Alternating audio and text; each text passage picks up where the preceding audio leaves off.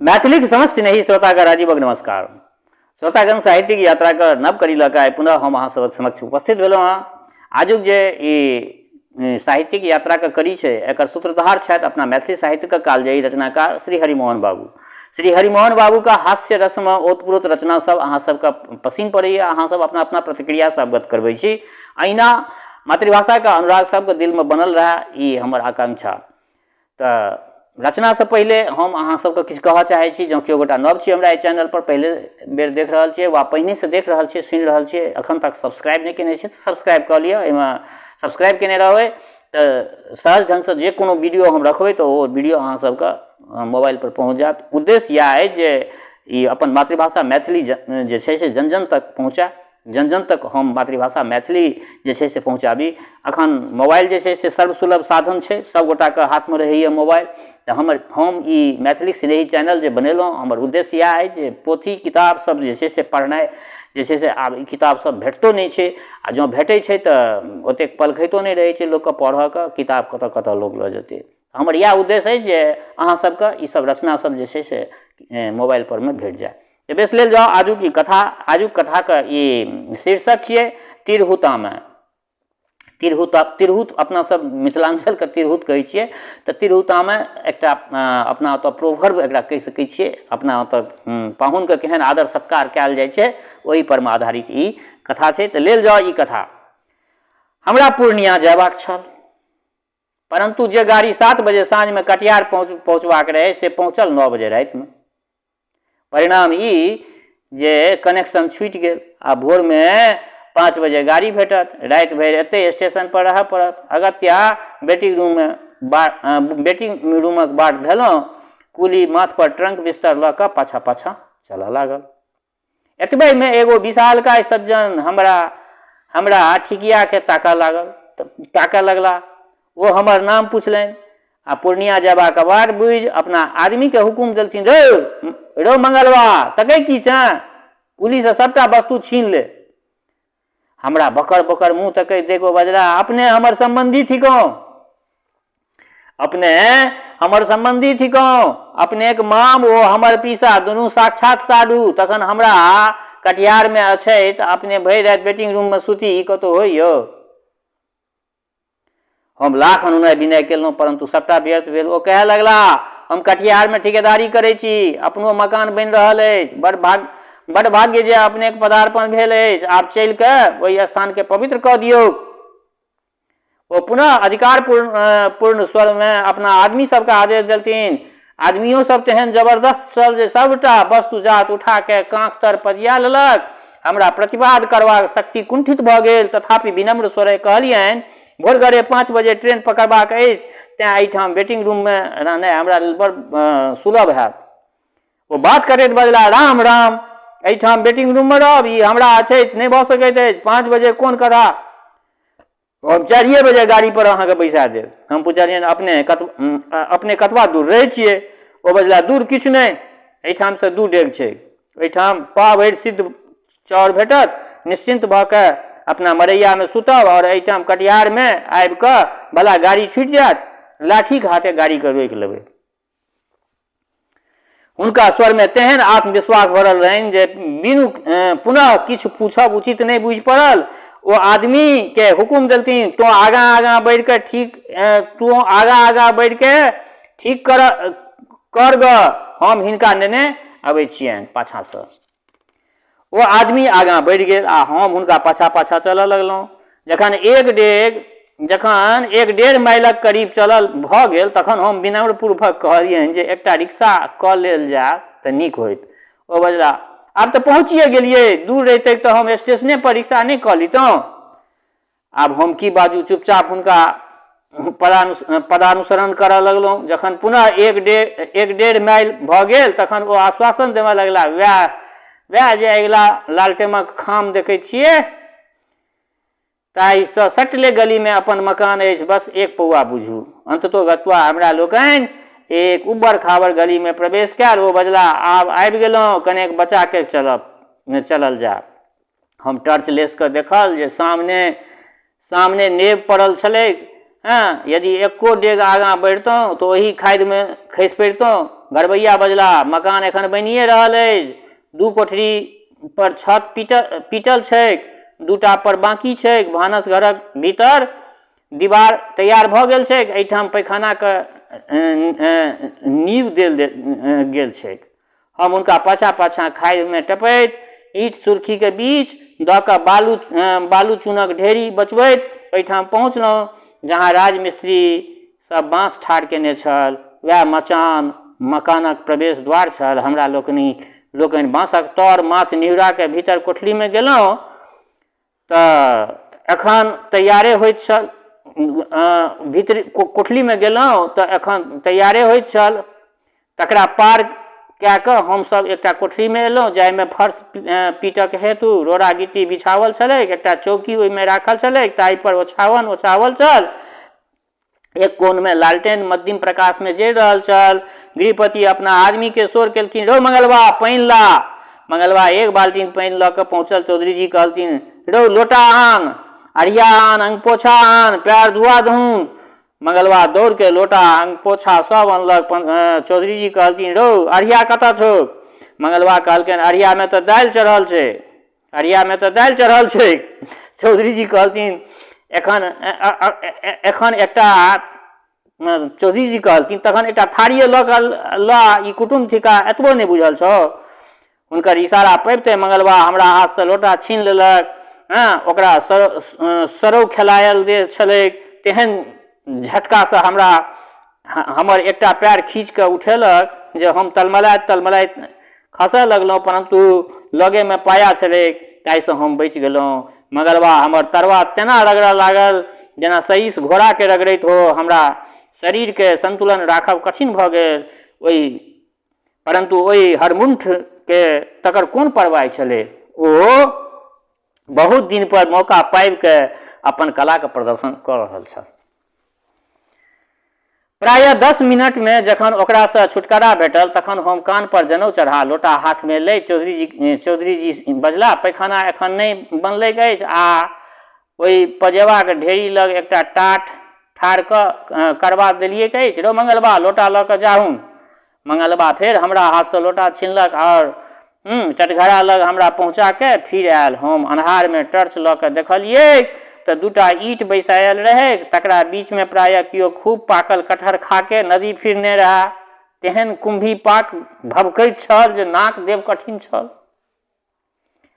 परन्तु एहना स्थितिमे दोसर साध्य की छल? लोटा रखबाक स्थानो नहि भेटल। हाथमे रखने रहलहुँ तऽ अंधकारमे टाटक बीचमे किछु चमकि उठलैक। टॉर्च लऽ कऽ देखै छी एकटा जुआएल गौमन मुँह बने तकैत अछि।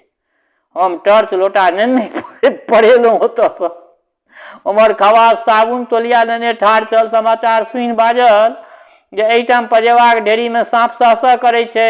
एहू कोठरीमे काल्हिए राति 1.5 हाथक केचुआ बहरायल रहै। आब सिवाय इष्ट देवताक स्मरण करबाक उपाये की छल? हम एही गुनधुनमे चौकी पर पड़ल छलहुँ कि दोसरा कोठरीसँ शब्द सुनाय पड़ल, भात दालि आलूके तरकारी, परोड़क भुजिया, आमक चटनी भेल अछि। एतबा तऽ सब दिन होइत अछि। ई कुटुम्ब देवता नहि आबि गेल छथि तखन तिलौरी सेहो दैत छियनि। कमसँ कम 7टा तरकारी होबक चाहियनि, 2-3 प्रकारक तरुओ भऽ जेतनि। तखन भाटा कदीमा ओ तिलकोर तरि दैत छियनि, 7टा पुरि जेतनि। 1 बाटी घृत देबनि, एकटामे दही, एकटामे खोआ। दालिक बाटी लगा के 11टा पुरा देबनि। एतेक बाटी कहाँसँ आयत? घरमे तऽ 4टा अछि। अरे 7टा बाटी मेससँ मंगवा लिअ। मेस तऽ आब बन्द भऽ गेल हेतैक। तखन मंगलवाके पठबियौक, शीतल झाके उठा देतनि, हमर नाम कहतनि। उमरे हलवाईके दोकानसँ दही मधुर सेहो लेने आयत, पान सेहो मंगा लिअ। खोआके हेतु कमसँ कम 1 सेर दूध कतहुसँ ऊपर करऽ पड़त। एतेक कहि के एतेक रातिके दूध कतऽ भेटत यौ? कुटुम्ब वाली बात एक रातिके हेतु अयला अछि। खुआ नहि हेतनि तऽ मनमे की कहता? एक बात करू, मंगलवाके कहियौ जे मोटकी मोदियाइनके गायके दुहि कऽ लेने आयत, जतबे होय। परन्तु ओ तऽ मरखा छै, लथारि मारै छै ओ गाय। से जे हो ई गुड़ खेने आ कान छेदेने मर्यादा के पालन तऽ करय पड़त। हम अपने ही जा रहल छी। ई वार्तालाप सुनते हमरा आकाशक तारा सूझे लागल। साहस पूर्वक शोर केलियनि, चौधरी जी कने सुनल जाओ। चौधरी जी आबि के उस्ती करय लगला। अपने के भोजन में किंचित विलम्ब भ गेल, कारण जे आइ अपन गाय पिया गेलै, दोसर ठाम से दूधक प्रबंध क रहल छी। हम कहलियनि दूध छोड़ि देल जाओ, हमरा पैसतो नहि अछि। ओ बजला भला कहू तऽ ई किन्नो भऽ सकैया, अपने एक दिनक हेतु संजोग से आबि गेल छी। हम प्रार्थना केलियनि जे हमरा आमाशय उखड़ल छल, दूध अपकार करत। ओ बजला एको रत्ती खोआ मुँह में तऽ दऽ देबै, विध भऽ जेतै, फेर अपने कहिया भेटब। ई कहैत ओ तेजी से भरा गेला। हम मन में कहल जे आइए सबटा विध पूरा कऽ लिअ, कनेको कसरि नहीं राखू, फेर के जाने कहिया अवसर भेटत अहाँके। घड़ी देखल 11 बाजि रहल अछि रातुक 11 बाजि रहल अछि। हम मन मारि के पड़ि रहलहुँ। जखन निसभेर सुतल रही तखन चौधरी जी आबि कऽ उठौलनि, उठल जाओ, भोजन प्रस्तुत अछि। हम आँखि मिरैत उठलहुँ। घड़ी दुनू सुई एक पर में रहे। पैर धो कऽ गेलहुँ तऽ चौधरी जी अपने हाथ में लोटा लेने ठाढ़, हमरा किन्नो अपना हाथे पानि ढारय नहि देलनि। हमरा आसन पर बैसा अपने पंखा लऽ कऽ बैसला। हम कहलियनि जे अपनो संग देल जा। ओ बजला हम पाछा के भोजन करब। हम देखल बेस आडम्बर पूर्वक सचार लागल अछि। 11टा बाटी बड़का थार में 1.5 सेर चाउरक भात परसल अछि। हम निवेदन केलियनि जे हम एकर चतुर्थांशो नहीं खा सकब। एकटा बासन मंगावल जाओ, हम अपना योग्य राखि लेब, बाकी बाहर कऽ दै छियै। परंतु ओ कथमक राजी नहीं भेला। बजला ई तऽ परदेश में किछुओटा नहीं भऽ सकल। घर रहिता तऽ अलबत्त किछु ओरियान होइता। हाँ, यदि एहू में अपने छोड़िए देबै तऽ हमरा दुर्भाग्य न हेतै यौ। एहना स्थिति में की कयल जा। हमरा जतबा शक लागत ततबा भोजन कए कऽ छोड़ि देबै। तावत ओ कसि के हमर हाथ धऽ लेलनि। ई की करै छियै अपने? एखन तऽ केवल नैवेद्यटा खोटल भेल अछि, अपने भोजन कहाँ कयल अछि? सबटा तऽ पड़ले अछि। आर भात सनियोग अन्न महग छैक, एना दूरि नहीं करियौ। से बात हमरा कहक चाही से वएह कहि देलनि। हम की करूँ? हम कनेक भात और दही सनलहुँ। ओ बजला दही नहीं छोड़बाक चाही, सबटा सनियोग। हम कोनो तरहे ओतबा दही सधावल। जावत हम पानि पीबय लगलहुँ तावत ओ बाघ जकाँ झपटि कऽ ओतबा दही और हमरा आगाँ में उझिल देलनि। हमरा आँखिक आगाँ अन्हार भऽ गेल। ई सहज में पिंड छोड़े वाला व्यक्ति नहीं छथि। हम कल्पैत स्वर में कहलियनि जे आब नहीं चलैत अछि, क्षमा कयल जाओ। ओ सरोस बजला एहन कतौ क्षमा होइए? दही तऽ पाचक होइत छै। हम सभाय कहलियनि कने नोन मंगा दिअ। ओ बजला भला कहू तऽ से की घर में चीनी नहीं छै? औ चीनी दहुन। हुनक आज्ञाकारी बंसिया 1 लॉप चीनी दही पर उझिल देलथिन। 1 लॉप चीनी दही पर उझिल देलथिन। हमरा अकबक किछु नहीं फुरायल जे की करी, परंतु देखल जे बिना खेने उपाय नहीं। 3 गोटा ठाढ़ छथि। एना स्थिति में उठि के परायब संभव नहीं। अगत्या आंगुर में दही लगा के चाटय लगलहुँ। चौधरी जी बजला ओना मधुपर्क की करै छी? सपासप खइयौ ना। हम जान अवधारि कऽ कोनोना सबटा दही उदरस्त कए जहिना उठय चाहै छी कि घरवैया देलनि हमर गट्टा। ओतेक परिश्रम से खोआ बनल अछि आ से अपने छुबोटा नहीं केलिए। हमर प्राण कंठगत होमय लागल। आब हम खुआ की खायब? खुए हमरा खा जायत, से स्थिति हमर बनि गेल छल। परंतु ओ टस से मस नहीं भेला। बजला मावाक कतौ अनादर कयल जाय, ई सबटा खाय पड़त। ई कहि ओ खोआक बट्टा हमरा थारी में उनटा देलथिन। हमरा मन में आयल जे आब भोकारि पारि कऽ कानी, परंतु के सुनैया? घरवैया एहन सन क्रम में जे ओना नहीं खायब तऽ जबरदस्ती कांइ लऽ के खुआल जायत अहाँके। एना जे नहीं खायब तऽ जबरदस्ती कहीं लऽ के अहाँके खुआल जात। घरवैया ई घरवैया की बात सुनि कऽ हम अदंक हमरा ललक, आखिर कुटुम्ब छी कि ठट्ठा यौ। हम बलिदानक बकरा जकाँ बाध्य भऽ खुआ मुँहमे देबऽ लगलहुँ। प्रत्येक करमे बुझि पड़ै जे आब वांति भऽ जायत, आब वांति भऽ जायत, यानी आब कहीं हमरा उल्टी न भऽ जायत। तावत गृहपति एक थारी मधुर आनि हमरा आगाँमे उझिल देलथिन। बजला आब मधुरेन समाप्येत। हम देखलहुँ जे आब समाप्येत का अर्थ अपना के समाप्येत। एकेटा रसगुल्ला बमगोलाके काज करत। ई तऽ 8टा अछि। आइ हमर अर्थीये एहि नवका मक्खनसँ उठत। हम भगवानके गोहराबऽ लगलहुँ ता एकटा युक्त फुरि गेल। हम बजलहुँ यदि घरमे कोनो पाचक होता। एतबा सुनिते 3 गोटा दौड़के भंडार दिस गेला। तावत हम सबटा रसगुल्ला चुपचाप खिड़कीके बाहर फेंक देलहुँ। गृहपति लबन भास्कर लऽ कऽ अयला आ मधुर के निशेष देख संतोष से श्वास छोड़लनि। बजला लिअ आब एहिके जोड़ पर थोड़ेक आम कटहर सेहो भऽ जाय। हो कहाँ गेला हो। परंतु जावत यमदूत सब आबे हम हाथ पैर झाड़ि कऽ उठि गेल छलहुँ। अस्तु गृहपति हमरा सुतबाक प्रबंध कऽ स्वयं भोजन करऽ चलि गेला। हमर जी अकसक रहे। बड़ी काल धरि कचमच करैत रहलहुँ। बाह्य भूमि दिस जयबाक बेग बुझि पड़ल, परंतु सर्पक भयसँ बढ़ेबाक साहस नहि पड़ल। अन्न के पचावक हेतु कोठरी में एम्हर से ओम्हर टहलऽ लगलहुँ। 2-4 बेर लबन भास्कर खा के पानि पीलहुँ।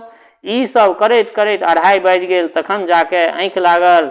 जखन एक नींद सुति कऽ उठलहुँ तऽ देखैत छी जे 4:30 बाजि रहल अछि। केवल आधा घंटा ट्रेन में देरी अछि आ स्टेशन दूर। आब जल्दी विदा हेबाक चाही। परंतु मकान में ककरो आहट नहीं बुझि पड़ल। हम गर्द कैल चौधरी जी, बाबाजी, मंगलवा, परंतु कियो उत्तर नहीं देलनि। हम चारू कात खोजि के देखल, ककरो पता नहीं। अगत्या रिक्शा खोज में विदा भेलहुँ, परंतु ओहिठाम एकोटा रिक्शा, टमटम वा कुली नहीं भेटल। खाली रहितहुँ तऽ पैदलो झटकि कऽ चलि जैतहुँ, परंतु एतबा सामान लऽ कऽ एतेक दूर कोना जाय। हम एही पेशोपेश में पड़ल छलहुँ कि बाबाजी देखा पड़ला, हाथ में चाय के पुड़िया नेने। हम पूछलियनि कि यौ बाबाजी। ओ बजला मालिक कहलथिन अछि जे बिना चाय पिउने नहीं जा देबनि, तेँ आँच जोड़े जा रहल छी। हम कहलियनि हमरा ट्रेन पकड़बाक अछि, जल्दी से रिक्शा आनि दिअ। ओ बजला एहिठाम लग में सवारी नहीं भेटत। हम कहलियनि मंगलवा कतऽ अछि, ओकरे कहियौ पहुँचा देत। ओ बजला ओ तऽ दूध लाबऽ गेल अछि अहींके चाय के खातिर। हम पूछलियनि एहिठाम कुली भेटत। ओ बजला एखन एकोटा नहीं भेटत एतऽ कुली। एखन एकोटा कुली एतऽ नहीं भेटत। 6 बजे जन मजदूर अबै अछि। तखन जतेक चाही कुली सब भेट जायत। हम पूछलियनि मालिक कहाँ छथि। ओ बजला अहीं खातिर इंजीनियर साहब से मोटर मंगनी करऽ गेल छथि। आब एहना स्थिति में हम की करूँ। चुपचाप ठाढ़ भऽ कऽ घड़ी प्रगति देखऽ लगलहुँ। मिनट वाला सुई क्रमशः 8 पर आबि गेल। आब केवल 20 मिनट समय अछि। ई गाड़ी छूटि जायत तऽ फेर 12 बजे धरि ट्रेने नहीं। तखन तऽ सभाक समय धरि पूर्णिया पहुँचबो नहीं सकै छी। बड़ा पेशोपेश में हम फँसि गेलहुँ। इएह सोचैत छलहुँ कि मंगलवा दूध लऽ कऽ अबै दृष्टिगोचर भेल। हम कहलियै जे हौ स्टेशन पहुँचा दे हमरा। ओ बाजल मालिक हवा गाड़ी लऽ कऽ अबैत हेता, वएह स्टेशन पहुँचा देता। 4:45 बजे चौधरी जी मोटर नेने पहुँचला। हमरा कतौ से जी में जी आयल। हम मंगलवा के कहलियै सामान लाद। चौधरी जी बजला अपने स्थिर रहू, एकर 15 मिनट देरी छै, 5 मिनट में पहुँच जायब। तावत चाह पीब लिअ। गाड़ी पकड़ेबाक भार हमरा ऊपर न अछि यौ। हम इच्छा नहियो रहे डरे जल्दी तपते चाह घोटऽ लगलहुँ, परंतु ओ सुव्यस्त भऽ के फूंकि के चुस्की लेबऽ लगला। तखन निश्चिंत पूर्वक मंगलवा के सामान लादबाक आदेश देलथिन। ओहो कोबरक बड़ जकाँ नहू डेग दैत चलल। एहन दीर्घ सूत्रता देख कऽ मने मन बड़ क्रोध भेल, किंतु बाजू की तिरहुतामे वाला बात। चौधरी जी कहलथिन हम बड़ी काल से तैयार छी। ओ बजला एहिठाम से 2 डेग स्टेशन। हम सब तऽ दिन में 4 बेर भऽ अबै छी, परंतु अपने राति एतबे दूर में थाकि गेलहुँ। तेँ हम अनरोखे उठि के गाड़ीके बंदोबस्तमे निकलि गेलहुँ। हम कहलियनि जे कोन काज छलै, हम रिक्शासँ चलि जैतहुँ। ओ बजला भला कहू तऽ तखन दोस्तक गाड़ी रहने कोन फल, आब एहिसँ विशेष पाहुन के भेटता। जखन मोटर स्टार्ट भेल तऽ 5 बजबामे केवल 5 मिनट बाकी रहै। हमर उद्विग्नता देख चौधरी जी बजला अपने कोनो चिंता नहीं करू, यदि कटिहार स्टेशन से गाड़ी छूटि जाए तो हम 7 वर्ष से एहिठाम ठिकेदारी किया करै छियो। हम घड़ी दिस ताकब छोड़ि देल आ कटिहार स्टेशन पर मोटर पहुँचा ता ट्रेन फक फक धुआं छोड़ैत प्लेटफार्म के पार कऽ चुकल छल। चौधरी जी बजला जा केवल 2 मिनट में गाड़ी महारानी छूटि गेली। स्टेशन पर धरतियनि तऽ देखतियनि जे कोना छूटै छथि।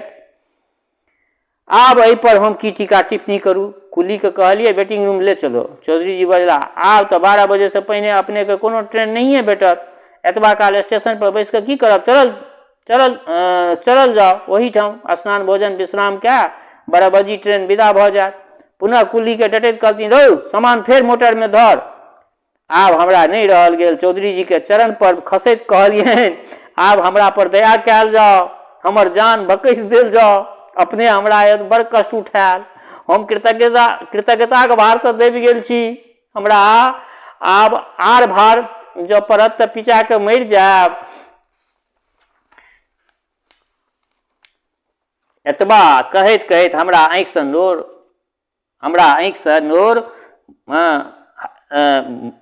हमरा आँखिमे नोर भरि आयल।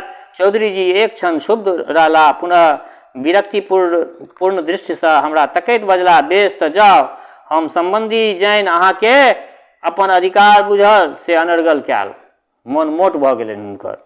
ई कहि ओ बिना नमस्कारे केने मोटर पर बैसला, फुर्द विदा भऽ गेला। हम किछु काल किंकर्तव्य विमूढ़ भऽ वेटिंग रूम में बैसल रहलहुँ। तदुपरांत ई कथा लिखऽ लगलहुँ।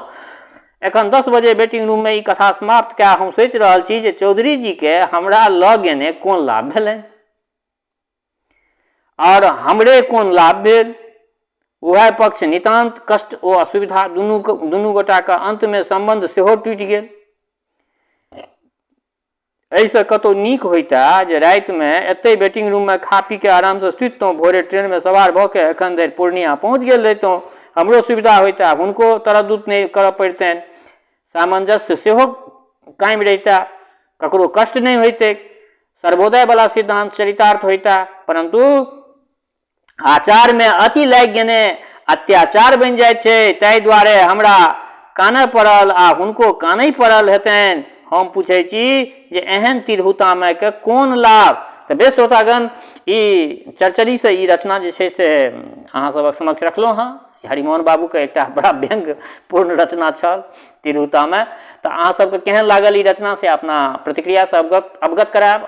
अंत में कहै छी जे हमर श्रोता जो चाहे गाँव में रहै छी वा प्रदेश में रहै छी, देश में रहै छी वा विदेश में रहै छी, जतऽ कतौ रहै छी, स्वस्थ रहू, निरोग रहू, अपना आचरण के पवित्र बनेने राखू। माता जनक नंदिनी जगदम्बा माँ वैदेही कृपा सदिखन अहाँ सब पर बरसैत रहे।